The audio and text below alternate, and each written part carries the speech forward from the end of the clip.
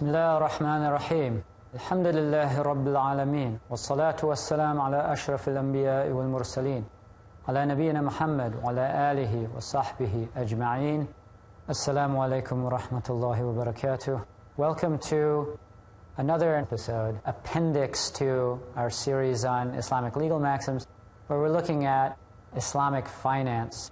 And in our previous episode, we were discussing the types of sales, and that is the cornerstone of Islamic finance, the concept being that the bank is not simply a financial intermediary, but is engaged in bay', which Allah has permitted, as opposed to interest-based loans.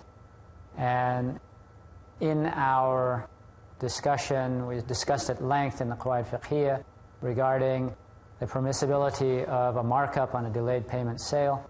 And today we'll be looking at one type of the sales that we discussed in our last episode. And this particular form of sale was considered like the breakthrough contract in making Islamic finance commercially viable back in the 70s. Because as Islamic finance started out, people were groping. I mean, it was a time of intense experimentation. Nobody was sure that this project could be made viable. There were certain theories, and there was a ground reality, and how workable are these ideas in the circumstances in which these institutions found themselves having to operate. So how are they going to conduct their activities? One of the solutions was Murabaha lil-amir bishira. And so what that did was it took a classical fiqh contract, Murabaha, and tweaked it a little bit and came up with something that made it possible for an Islamic bank to conduct a sale with a markup, delayed payment, and it allowed them to operate within the same kind of context that banks operate. Now, we mentioned repeatedly that Murabaha is a trust-based contract, and the price consists of two elements. One is the cost to the seller, and the other is his profit. And it can be phrased as a certain amount, or it can be phrased as a percentage. So I was talking to an expert, the history of Islamic finance, and he's worked as an advisor with various firms, and is a graduate of Islamic University of Medina, and he has a law degree from the US, a very learned man. And so I said, why is it necessary to call this kind of a sale Murabaha? Couldn't you just as well, from the bank's point of view, if you're charging, it costs you 100 and you want 20% or 10% profit, and you figure it all out, you come up with a price, why can't you just call that price that you've arrived at by whatever means, why don't you just call it musawama? You just give the customer a fixed price.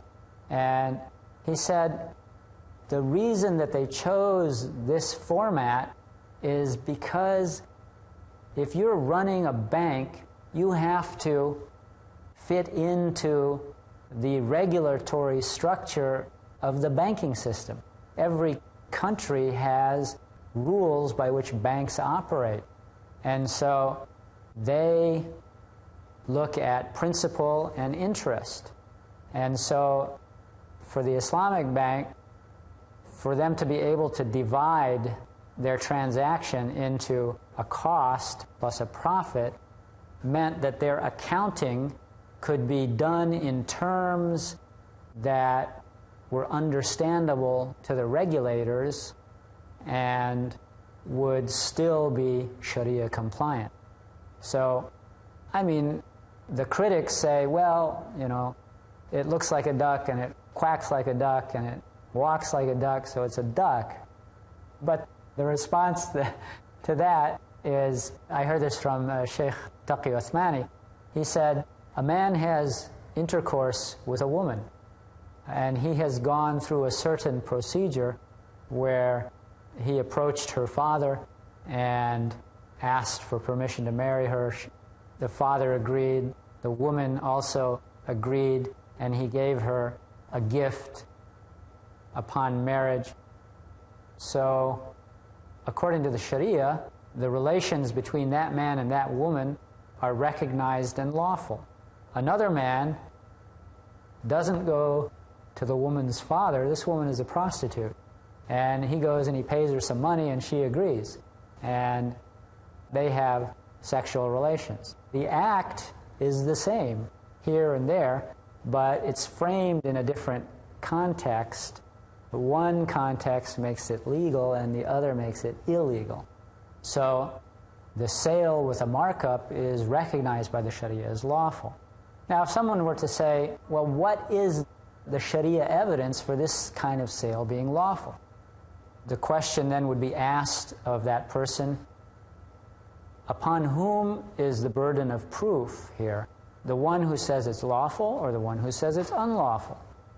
Ahallallahu al-bay' is a comprehensive statement. This is a form of sale. Allah has made sales lawful.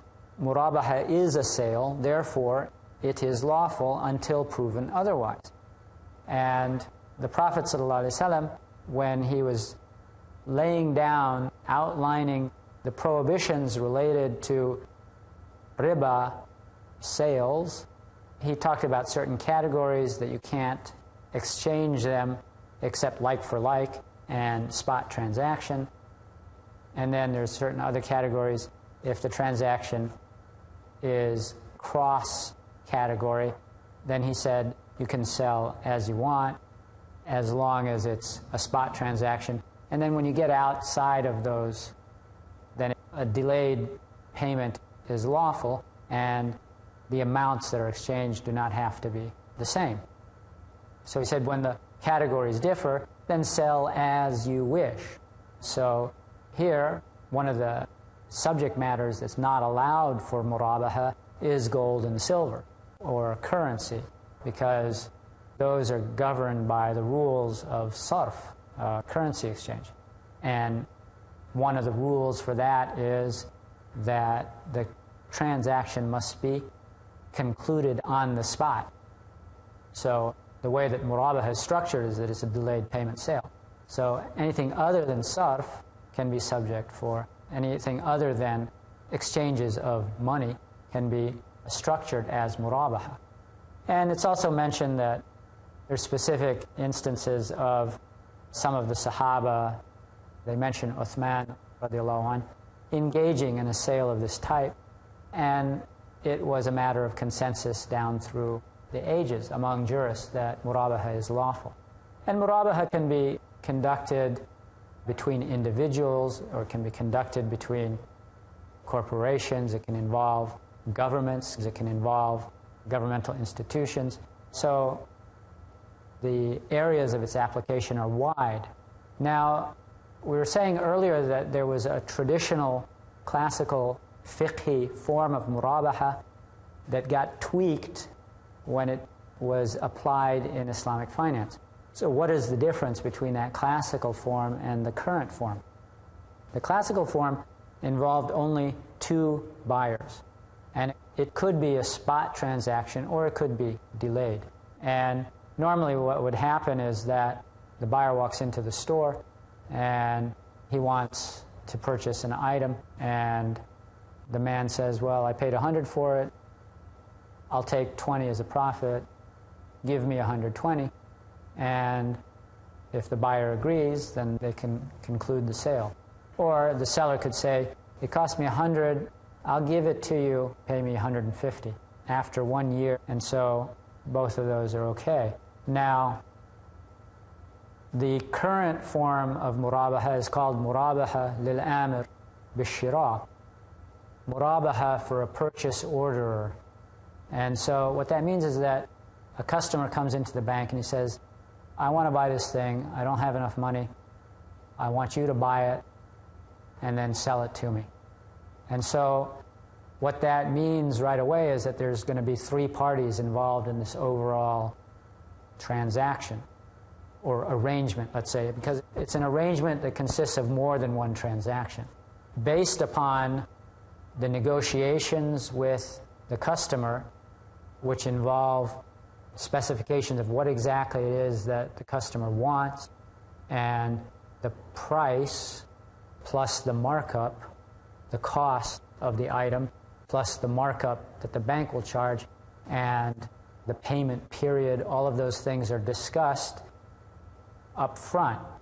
And all of that discussion ends with the purchase orderer signing a contract by which he agrees that if and when the bank buys the item that matches his needs, what has been specified in the arrangement, that he promises to buy it from the bank. Okay, it's time for a break.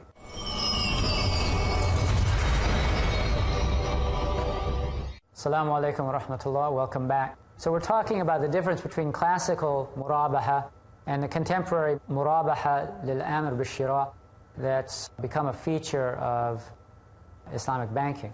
The customer comes in and explains what he wants. The bank negotiates. They check out the customer. They check out the goods.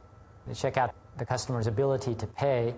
And so they reach an agreement in which the purchase orderer promises to buy the good when the bank purchases it.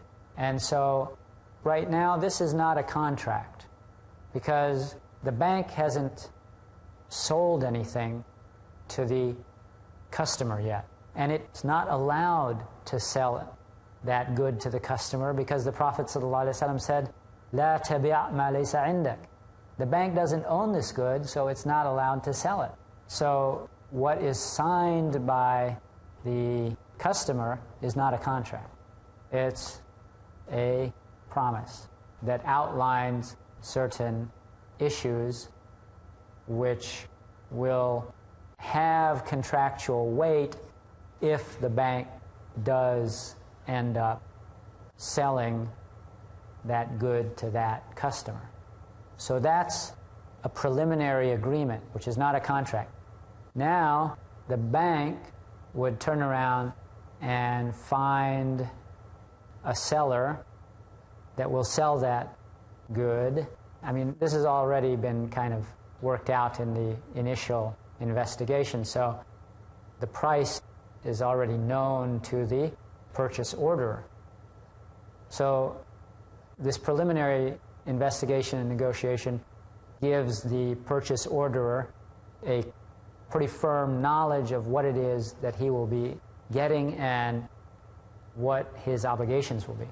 Now the bank turns around and they make the purchase from the seller. So here you now have an arrangement where there are three parties. You have the bank, you have the purchase orderer, and you have the original seller. Once the bank takes possession of the good, then the bank becomes a seller, and it sells the good to the customer.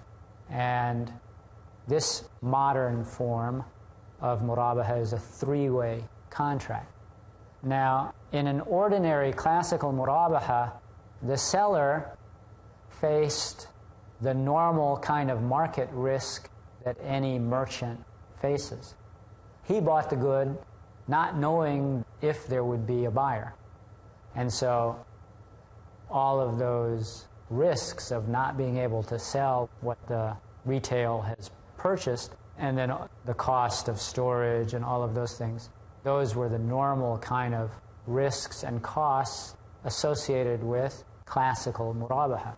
The bank in a contemporary Murabaha doesn't face that market risk at all. And according to the ruling of the Islamic Fiqh Academy, it's perfectly okay that they don't. The customer comes to it with his proposal, And the ruling of the Islamic Fiqh Academy is that when the customer signs that agreement, then he is bound by it. The bank at this point is not obliged to go ahead and purchase that item, but the buyer is obliged to purchase it from the bank if the bank does go ahead and buy it and then offer it to him. So it's a one-sided promise. Now, why can't the bank also sign that initial agreement? Because if both sides make bilateral promise, then according to all scholars, I'm not aware of any difference of opinion on this, a bilateral binding promise on both parties, there's no difference between that and a contract. And therefore, you get into that prohibition that the bank is selling what it doesn't own. So that initial agreement is one-sided promise. Then when the bank takes possession, it offers the good to the customer, and the customer buys it. Now, because the bank already has a customer lined up, it's not facing market risk. It neither buys nor takes possession until it has a buyer. In traditional fiqh, the classic Murabaha, there was no need for a promise. The customer walked into the shop, he saw what he wanted, and he was informed of the price plus the markup, and he paid it and walked out with it. In the classical Murabaha, there were only two parties. In the contemporary Murabaha, there are three parties. And of course, that classical Murabaha is an old contract that if somebody were to do it today, those classical scholars, if they saw that transaction, they would know what it is right away. That kind of Murabaha that is now being used in the Islamic financial system is not exactly that contract. It's been tweaked in order to make it serve the needs of the contemporary situation. Now, the stages of this Murabaha contract, there are four. The first stage is the promise. The second stage is the bank taking possession of the good from the primary seller. And then there's the sale and the execution or delivery to the end customer. Now, if a customer comes in and he's already negotiated with the seller who is actually making this good, then that raises certain issues. The customer is not supposed to enter into an agreement with that primary producer. And if he has some kind of agreement with the primary producer, that agreement has to be canceled, because the bank has to actually buy from the primary producer and then, in a separate contract, sell to the customer. But the customer can come to the bank and say, you know, I've been doing research on the issue. This is what I want, and I would like it from that producer.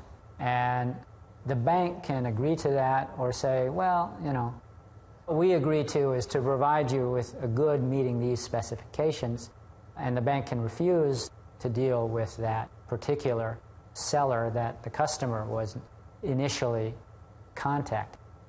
Also, the issue arises of agency in a Murabaha contract. Scholars have ruled that it is lawful for the bank to make the customer its agent. So after the bank has entered into a contract of sale with the producer and payment has been made, the customer can go to the producer and take delivery on behalf of the bank. And then the bank turns around and sells the good, which happens to already be in the hand of its agent. No longer is that customer acting as the bank's agent, but there's a new contract in which the bank is the seller and the customer is acting on his own behalf, now takes possession from the bank, and physically nothing has happened. I mean, the good was in his hand, but he's no longer acting as the agent of the bank, he's acting on his own behalf. Now, this particular issue could have serious ramifications about whether the contract becomes just a cover for something else. And there was a major kind of case that came up in Islamic finance where an arrangement like this had been worked out, where there was somebody who was buying jewels by Murabaha, and the bank had assigned the customer to be the agent. And in fact, the bank was totally unaware of what was going on, and the agent ended up not being able to pay, and it all ended up in a court. And what kind of a court? A British court. And when they looked at the thing, they said, you know, this is just a financing agreement that looks like a sale. So it was an embarrassment to the Islamic finance industry because of this looking at form and ignoring substance. We've come to the end of our time. Assalamu alaikum wa rahmatullahi wa barakatuh. Allahu a'lam.